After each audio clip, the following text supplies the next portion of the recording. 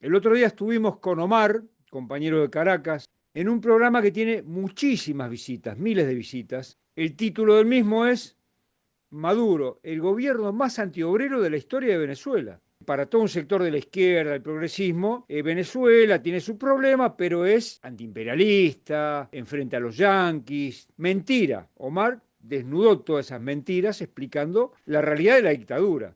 Acá la izquierda también tiene una visión, me parece, bastante dulzona y mentirosa del gobierno populista de México. Desde que inició el gobierno de López Obrador, se ha tratado de implantar la idea por parte de sus seguidores y su gobierno de que López Obrador era antiimperialista, de que se oponía a los intereses de Washington. Sin embargo, los proyectos de infraestructura que impulsaron tanto el gobierno de Obrador como los que está impulsando Claudia Sheinbaum no tienen nada de antiimperialistas, al contrario, son proyectos impulsados desde Washington. Sin embargo, existe una intención por parte de los seguidores de Claudia Sheinbaum o de Obrador, de que creamos que Estados Unidos quiere invadir a México porque supuestamente los gobiernos obradoristas no obedecen a sus intereses. La mayoría de la gente que lee, que estudia un poco lo que pasa en el mundo, en Latinoamérica, opina que Trump tiene la línea de invadir y colonizar de una manera directa y violenta México y todo lo que venga después.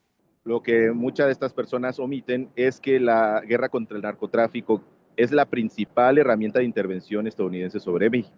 Acá vemos muchas películas y novelas y nos cuentan de que los jefes de los cárteles son malísimos, se pelean con todos los gobiernos mexicanos, una imagen de que hay un conflicto ahí de los yanquis, los gringos, con los narcos. La principal forma en cómo opera esta intervención es mediante acuerdos binacionales, que básicamente son acuerdos que obligan al gobierno mexicano a comprarle armas a Estados Unidos, a permitir que Estados Unidos tenga control de los aparatos de vigilancia, de seguridad. Es una subordinación total de la seguridad mexicana a los Estados Unidos. La DEA, la CIA, el FBI tienen completo control sobre traficantes de droga para que haya tanta droga circulando en los Estados Unidos. Hay muchos elementos que nos hacen pensar que estos grupos paramilitares que utilizan los nombres de los cárteles, pues en realidad no tienen realmente el objetivo de pelearse por el tráfico de droga. Consideramos que tienen tres objetivos. El principal es desmovilizar completamente a las masas empobrecidas. El segundo es expulsar a comunidades de zonas que son ricas en minerales o en otros recursos naturales. Por último, es acelerar ciclos de acumulación capitalista mediante la violencia, porque también en grandes ciudades donde cierran negocios pequeños, de repente surgen grandes cadenas y a esas los grupos paramilitares no las molestan. El gobierno evidentemente deja correr a estas bandas porque tiene la política de industrializar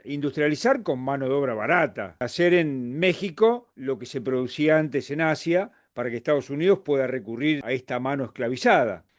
¿No será que en México la principal banda es el ejército y desde ahí utiliza o organiza o deja correr a estos pistoleros para cubrirse diciendo que los está combatiendo y utilizarlos para el trabajo sucio? Como un ejemplo, digamos, apenas hubo un escándalo porque quien fue el secretario de Seguridad del Estado de Tabasco, es decir, el jefe de la policía de dicho estado, el ejército le abrió una orden de aprehensión lo acusan de ser el líder de una banda criminal. También han habido cientos de noticias desde que inició la guerra contra el narcotráfico de cómo militares, policías y funcionarios públicos han estado involucrados. El imperialismo estadounidense es precisamente quien pone a estos funcionarios en esta posición de criminalidad.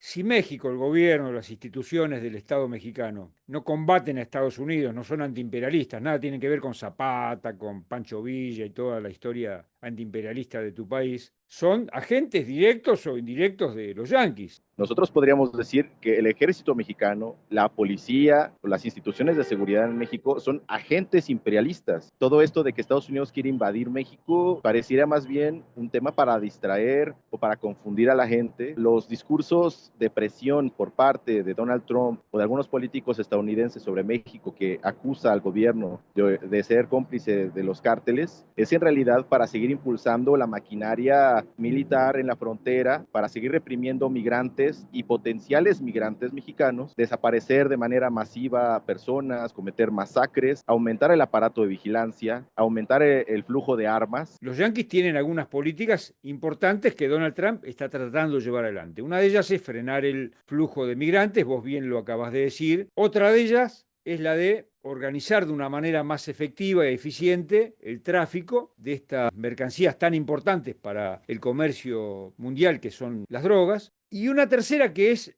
significativa, que vos la nombraste, que es la de promover una industrialización al servicio de reconfigurar la industria yanqui, que antes abrevaba en las aguas de Asia, en China y en otros países con mano de obra barata, haciéndolo mucho más cerca. ¿Y cómo se lleva adelante? La industrialización, la atracción de inversión extranjera directa, la promueven de una manera con discursos nacionalistas diciendo que México ahora está creciendo, que ahora hay una mejor situación económica, miren cuánta inversión hay, miren cuánto desarrollo, cuánta infraestructura, pero es siempre en detrimento de las clases explotadas. La gran mayoría de los trabajadores mexicanos ganan el salario mínimo. Todo lo que fue lo que se le llama el periodo neoliberal, pues fue la destrucción de los derechos laborales, de los contratos colectivos de trabajo, y es algo que Morena y el gobierno actual de ninguna manera han querido recuperar, por el contrario. Sí, el gobierno mexicano mantiene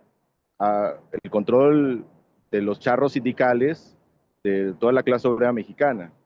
Es decir, no ha habido cambio en ese aspecto y es pues de lo que se beneficia también el imperialismo estadounidense. La mano de obra barata aquí en México sigue estando bajo el control de líderes charros que no permiten la democracia sindical, y de eso pues el capital estadounidense se ha beneficiado bastante. Pues la misma dinámica de guerra contra el narcotráfico mantiene a la población aterrorizada. Es decir, es más difícil que la gente se organice, que luche por derechos laborales o por crear un sindicato, cuando existen dentro de las ciudades o del campo bandas criminales que degollan, descabezan. Peter Lamelas, que es el nuevo embajador estadounidense en Argentina, dijo que venía a la Argentina a colaborar con el gobierno de Milei y a evitar que China avance en el continente. Bueno, en México, siendo el patio trasero, el gobierno de López Obrador, igual que los anteriores, cuida los intereses de Estados Unidos, tratando de evitar que avance China, el principal competidor. Eso ya lo hemos dicho en algún programa y creo que puede ser el punto del próximo, desarrollarlo bien, para entender cómo la guerra comercial se está llevando a fondo en Latinoamérica y tiene un bastión, Trump, que se llama Estado mexicano. Correcto, tema que abordaremos en el próximo programa. Muchas gracias a todos, saludos a toda la audiencia.